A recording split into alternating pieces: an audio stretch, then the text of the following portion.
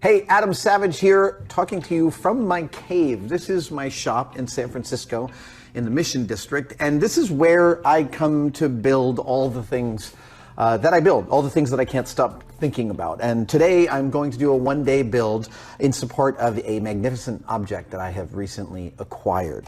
I love the Lord of the Rings movies. I love the work and the world building of Weta Workshop, helmed by my friend Richard Taylor. And the folks at Weta made all the weaponry and armor for the Lord of the Rings film, and including the swords. Peter Lyon, Weta's sword master, has taught me sword grinding over several days that I've spent in his shop over the last few years. And this summer, I obtained this, which is a Boromir's sword from Lord of the Rings. This is not one of the hero film used swords. This is, in fact, a full-tang, battle-ready, spring steel, sharpened sword. And until I held it in my hand, I didn't know what a sword could be. The balance of this thing is such that it feels like it weighs almost nothing. And as soon as I obtained it, I realized I have to protect it in something, because everyone who sees it wants to touch the blade, and when they do, their finger oils get on there.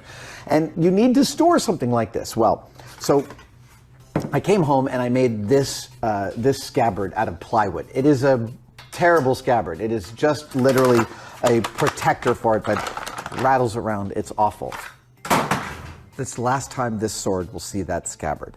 I am going to spend today making an accurate Boromir-inspired scabbard for this beautiful sword.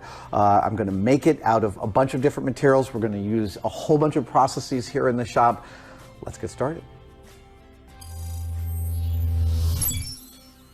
All right, so I'm going to mark out this sword on the poplar. I'm going to chisel out a shape that equates to half of the thickness of the sword out of each piece. Then I will join them together. I will wrap them in this, some brown leather. Oh, there's a really cool feature I'm adding to this. I'm going to line the inside of this sheath in sheep's wool. It's not going to be like this. I'm actually going to shave it close. So there's two thin pieces of sheep's wool surrounding the sword. What I have read is that the natural lanolin inside the wool is a protectant for the steel, and it also keeps it from rattling around. So it's like a beautiful way to take excellent care of this blade. I will then finish by adding all the steel hardware on it, and hopefully by the end of today, I will have a worthy scabbard for a beautiful blade. First up, marking it out.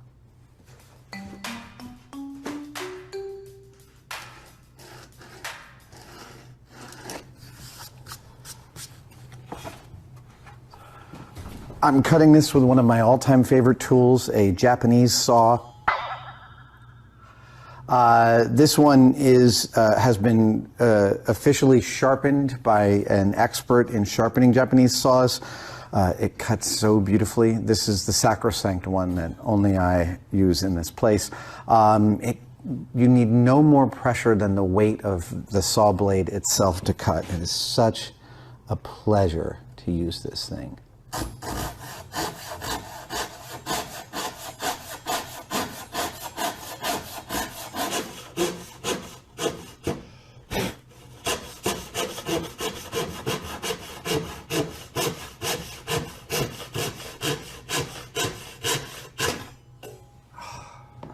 Thank you. Here we go. Let's make some shavings.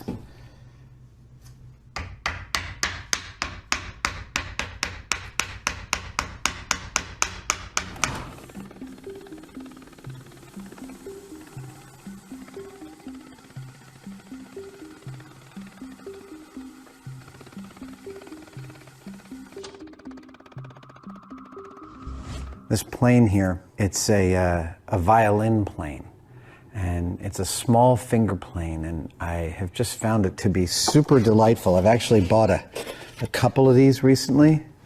This is another one.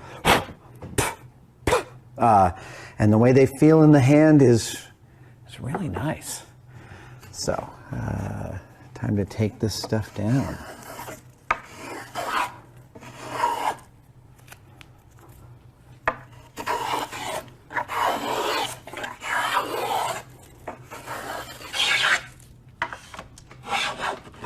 right. I think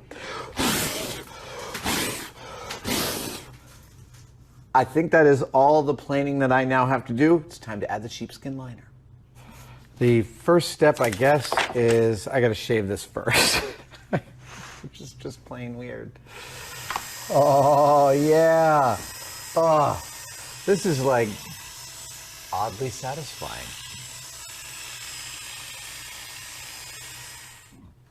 Oh, thank you. Thank you, Lady in the Lake.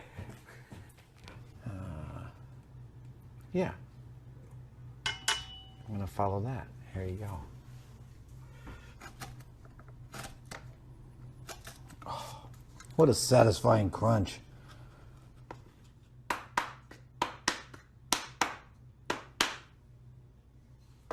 That's even. Oh, yeah. That was beautiful. Okay. It's time to glue these in.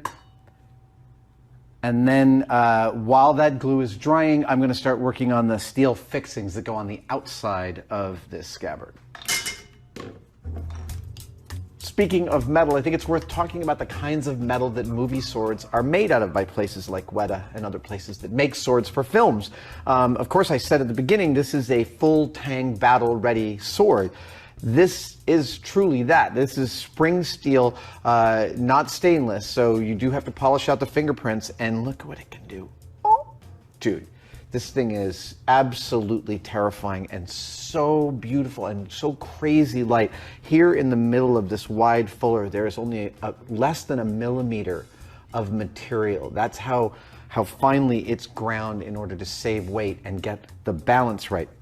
But this kind of sword would have only been used in a film for super close-up hero shots of the sword, like when you see it, extreme close-up from the camera.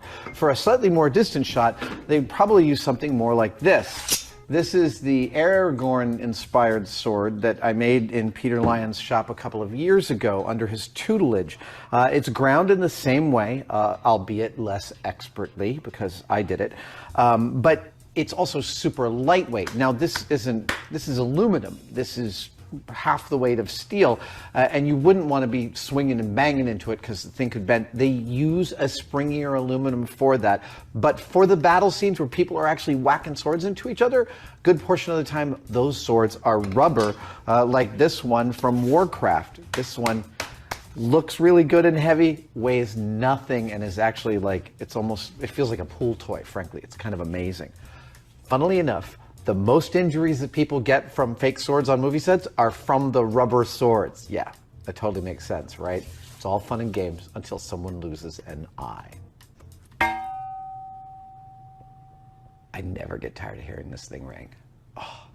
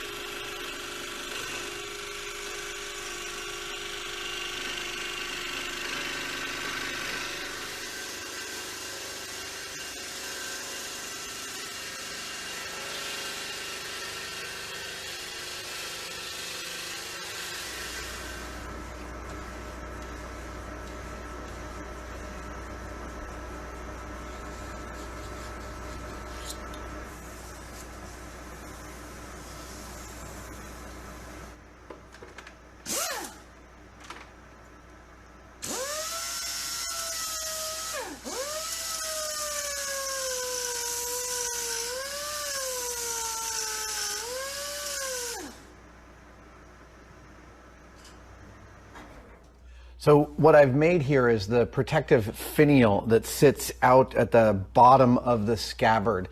It keeps it from poking into places, and you can see a picture of it right here. I have these two pictures from two different online sources that I found.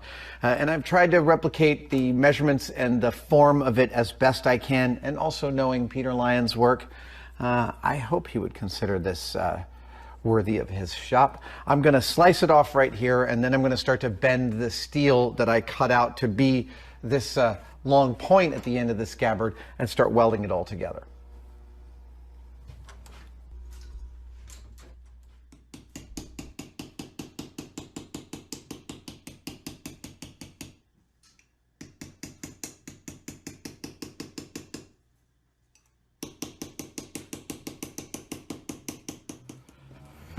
All right, I have the 3 parts for the very bottom end of the scabbard, the 2 pieces of sheet steel and the little finial that goes in the end. I am now going to join them all as one using my little MIG welder.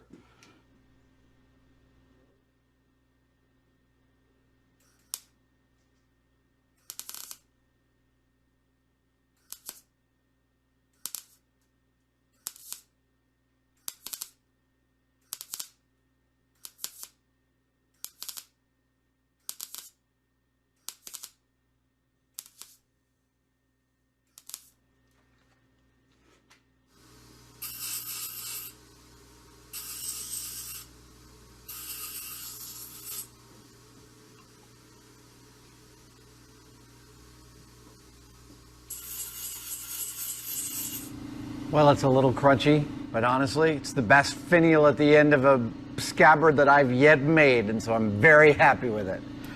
All right. I think by the end of this build, I'll have used every single tool in my shop. All right. Let's go over the metalwork for this scabbard. It has been more involved than I expected it would be.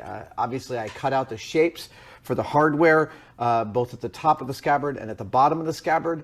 I did that with a scroll saw, and because my little 360 blades were failing, I went through about 25 blades in order to get that cut done. Then I bent these 2 pieces of steel down at the bottom end of the scabbard until they met, stitched welded them together, ground that, polished it. I also turned this little finial out of mild steel and welded it to the bottom. I am really pleased with how this looks. And then the next stage is to start to bend this around the scabbard. But in order to bend this around the scabbard, I need a scabbard. So the acid-free archival PVA glue has set underneath my sheep's wool. So I'm going to clear this table and get ready to glue the 2 halves of this thing together so that I can then cut it out and start the planing.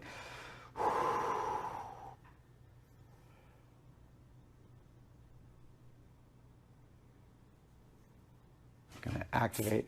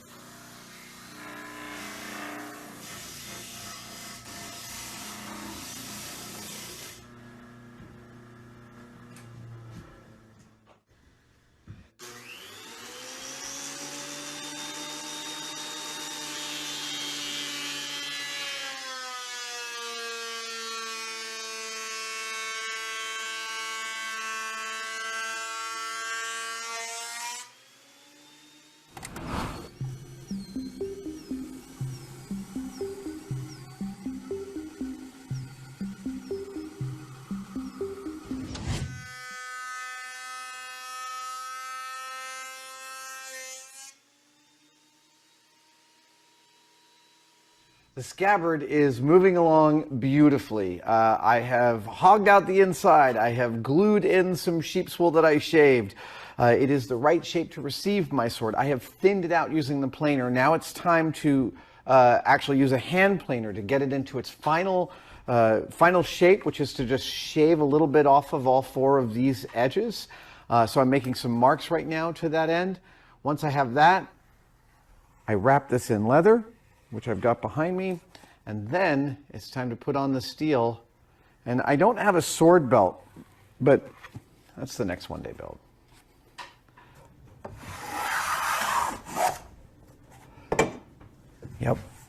Good.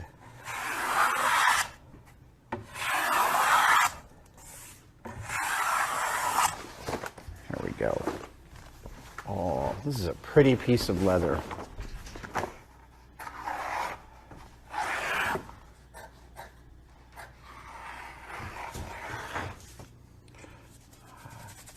Much of the time for non-porous materials, you might only need one application of contact cement on either side of the gluing equation. But for mission critical permanent installation of stuff, 2 is better. It gives a little more meat, a little more grab.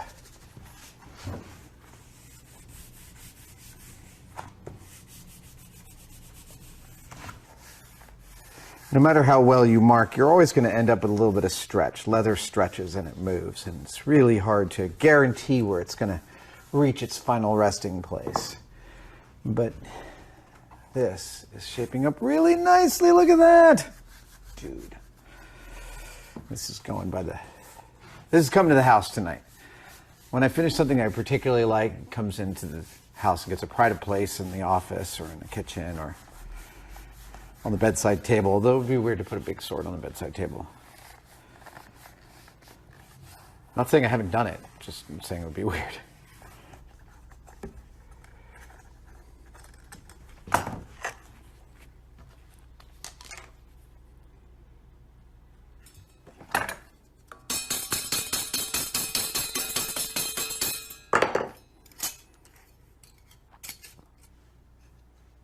Almost there. We're getting so close. I'm going to strike this one home.